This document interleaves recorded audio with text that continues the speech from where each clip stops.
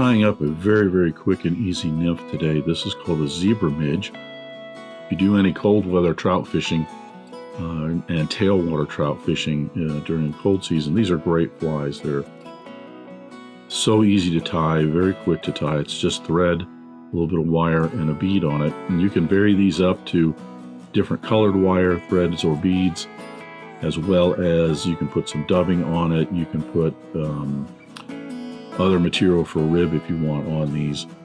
They're just a real quick, easy fly and very, very productive. So that's a Zebra Midge. I'll get started tying.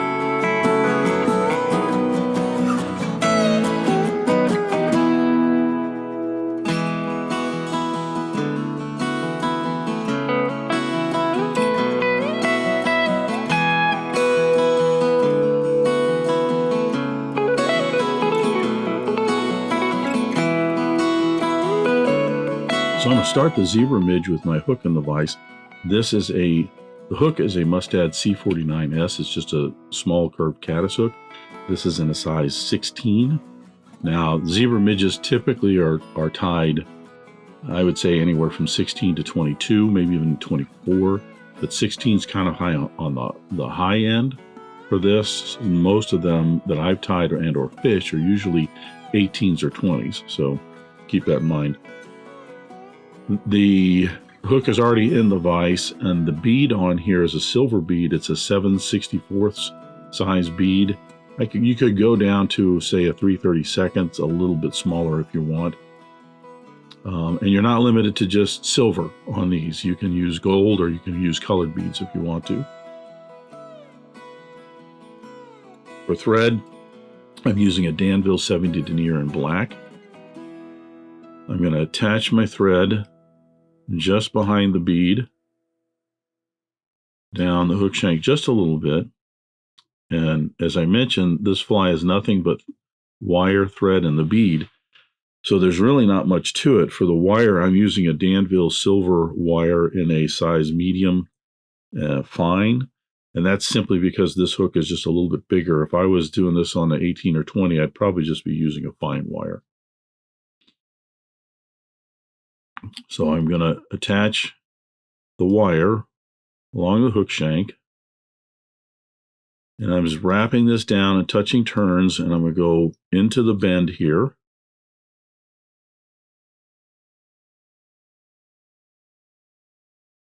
I'm going to go down just a little bit further into the bend, get a little bit of a curve on that, and then I'm going to come back up.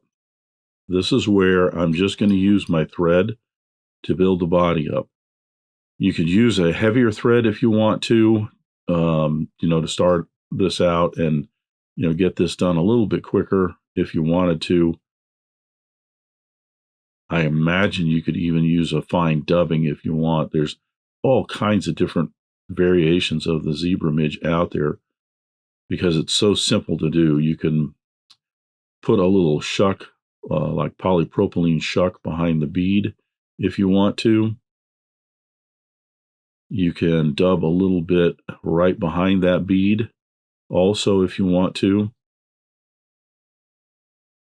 My thread is frayed just a little bit, so I'm getting some fuzzies off of it. But you're just going to go back and forth until you start to build up a bit of a taper here.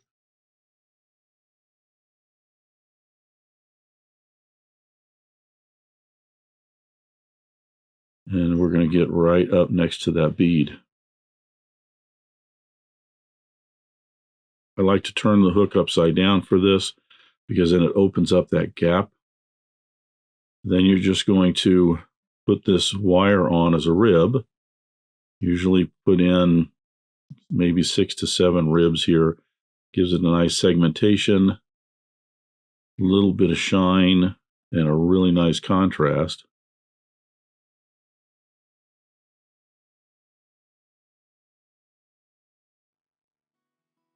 I'm going to wrap that in real well. I'm going to twist my bobbin up and brace the fly as I fatigue this wire off. You don't want to try and get in there and cut that wire with your nice scissors. Then we'll put a few more wraps right behind that bead and a whip finish.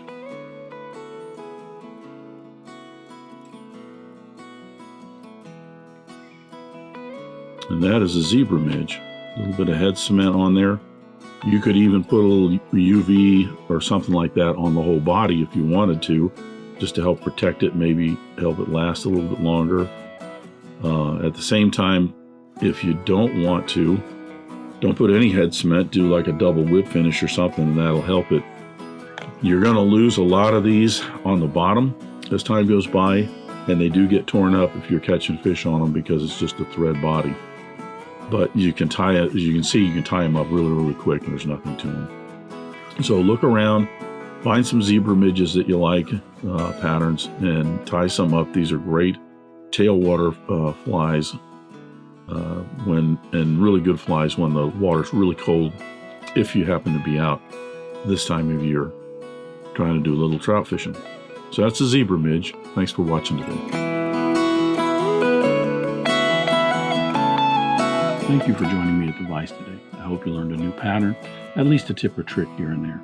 If you'd like to help Dress Irons, you can like, comment, share, subscribe, all those wonderful things for the video. You can also head out to dressedirons.com where you can buy flies, tools, stickers, and merch, or you can join a growing community over on Locals at the Dressed Irons Fly Tying Guild. You can also donate to Dressed Irons if you want through the link at the bottom of the description. I thank everybody for their ongoing support, as it really does help the creation of these videos. And what's important is to remember, only fly tying. If you're not having fun, you're doing it wrong.